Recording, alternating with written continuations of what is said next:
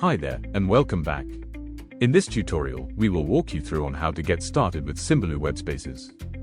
We'll look at what a webspace is, why it's helpful, and how to create your very first one. If you've been using Symbaloo Personal, you already know how easy it is to organize your favorite sites with webmixes. But if you want to share content with others, use Symbaloo ad-free, or create a public page, Symbaloo Webspaces take things to the next level.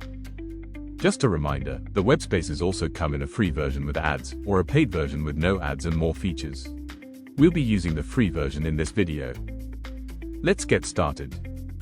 First, you log into your Symbaloo account.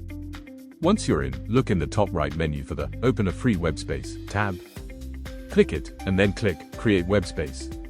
You will be prompted with the different Symbaloo Webspaces subscriptions. For this example, we will continue with the free Webspace sponsored by ads. Add your school's information if that is applicable. If not, simply skip this setup. Now you'll be asked to name your Webspace. It is highly recommended to choose something short and clear, like your name, or a topic. Next, you'll have to pick a short web address. This will be the URL people visit to see your Webspace. Once you're happy with it, click Activate My Webspace. You will see our configuration wizard. We recommend that you follow it to learn more. For this example, we will publish a couple of the default webmixes to the new Webspace. Now you'll see your new Webspace on the browser's search bar, so indeed one link to access all of your published content. On the left sidebar, you will now have a button that will help you access your Webspace's dashboard. This is where you can build and manage everything inside your Webspace.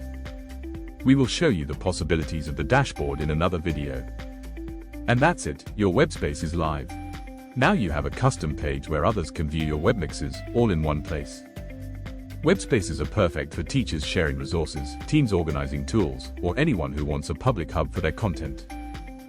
You stay in control, and your visitors get a simple, clickable layout to explore. In the next video, we'll go even deeper. We'll show you how to manage users, track usage, and set up different roles for collaboration.